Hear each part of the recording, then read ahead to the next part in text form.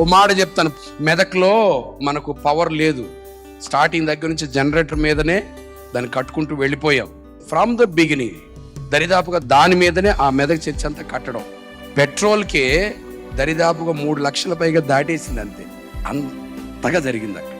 అయితే first and third Friday Medak చర్చ్లో whole night prayer, every Wednesday night Rajapeta చర్చ్లో whole night prayer, every 4th Friday night Lingampeta చర్చ్లో whole night prayer. Medak చర్చ్లో whole night prayer చేస్తా ఉంటుండగా అందరం ఏకీభవించి ప్రార్థన చేశాం. ఆ రాత్రి ప్రార్థన జరిగిందో లేదో ఉదయకాలం అందే దేవుడు పెద్ద ట్రాన్స్ఫార్మర్ తీసుకొచ్చేసి బిగించేసాడు.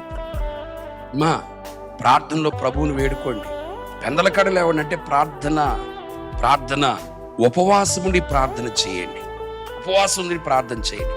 సమస్య తీవ్రంగా ఉందా, ప్రార్థన తీవ్రతను కూడా పెంచుకుంటూ వెళ్ళిపోండి. ఉపవాస ప్రార్థన ఇంకా తీవ్రంగా ఉందా, హోల్ నైట్ ప్రేయర్కి వెళ్ళండి. యాకోబు గారు హోల్ నైట్ ప్రేయర్ చేసి బయలుదేరాడు. 430 సంవత్సరాలు తన సంతానం ఐగుప్తులో ఉన్న ఐగుప్తు మరక బిడ్డల మీద పడలేదు. ఐగుప్తు యొక్క విగ్రహారాధన, ఐగుప్తు ఆచారం, ఐగుప్తు సాంప్రదాయం, ఐగుప్తులో ఉన్న ఏది కూడా వాడికి తాకలేదు ఫర్ 430 years. ఐఎమ్ హీబ్రూ, నేను హెబ్రీయుడను. అందుకే ఈ రోజు నుంచి అన్నలారా, అపవాదైన సాతాను ముట్టకుండా ఉండాలంటే ప్రార్థన జీవితం మనకు ఉండాలి.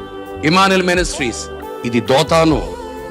సమస్య నీ లైఫ్లో ఉంచుకుని, బాధ నీ జీవితంలో ఉంచుకుని ఎందుకు అట్లా ఉండడం? దాని నుంచి విడిపించేటువంటి మార్గం ప్రభు చెప్తూ ఉంటాడుగా. అవలంబించవచ్చుగా, నిలబడవచ్చుగా, ప్రయత్నం చేయొచ్చుగా, ప్రయోగం చేయొచ్చుగా, బలం ఎట్లా ఉంటుందో నీకు నువ్వు చూడొచ్చుగా. ప్రభు ఇంతగా చూపిస్తూ ఉన్నప్పుడు ఆ మార్గాన్ని అవలంబిస్తే విజయం నీదేగా. దీవించబడేవాడు నువ్వే కదా. కన్నీరు కారుస్తూ బాధపడుతూ కుమిలిపోతూ ఎవరుండమన్నారు? ఎవరి రాణితిగా ఉండమనేది ఓటమి పాలవుతూ పోగొట్టుకుంటూ ఉండాల్సిన అవసరం ఏముంది? దేవుడు మార్గాన్ని చూపిస్తున్నాడు కదా, బలాన్ని ఇస్తున్నాడు కదా, ఉపాయం తెలియపరచబడుతుంది కదా. అవలంబించి ముందుకు వెళ్ళు.